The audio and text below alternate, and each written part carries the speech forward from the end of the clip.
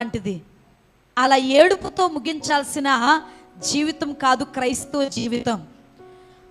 ఆఖరిలో వాడి పేరును బట్టి జీవితాంతకాలం ఆ పేరును బట్టి ఒక 10 మంది అయినా రే బతికితే అలా బ్రతకాలరా, జీవిస్తే అలా జీవించాలరా.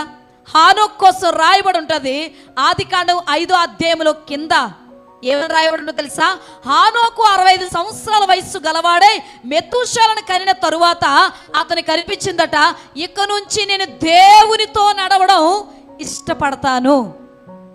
దేవుడితో నడిచి కుమారులను కుమార్తెలను కని అక్కడ రాయబడి ఉంటుంది దేవునికి ఇష్టుడాయను గనుక హానోకును దేవుడు తీసుకొని పోయెను.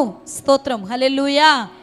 హెబ్రీలు రాసిన పత్రిక 11వ అధ్యాయంలో ఉంటుంది, హానోకు చనిపోక మునుపు మంచి సాక్ష్యము పొందెను గనుక దేవునికి ఇష్టుడాయను, దేవుడు కొనిపోయెను, దేవుడు తీసుకొని పోయెను. ఒక వ్యక్తి జీవితంలో మరణం ముగింపు కాదు.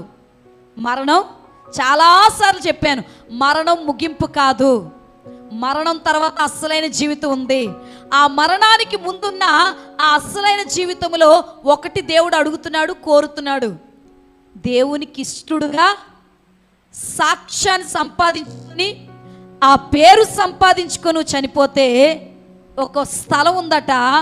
ఆ స్థలములో నువ్వు నేను ఆకలి లేని, దప్పిక లేని, భయము లేని, భీతి లేని, చింత లేని, కలత లేని దేవుని వెలుగులో ఆ ప్రకాశమైన ఆ తేజస్సు కలిగిన స్థలములో ఎప్పుడు కూడా మరి బంగారు రోడ్ల మీద భయము, భీతి, ఏడుపు, దుఃఖము లేని ఆ సంతోషం కలిగిన స్థలంలో నిత్యము స్తుతించే ఆ ధన్యత మనం పొందుకుంటాం. స్తోత్రం, హల్లెలూయా.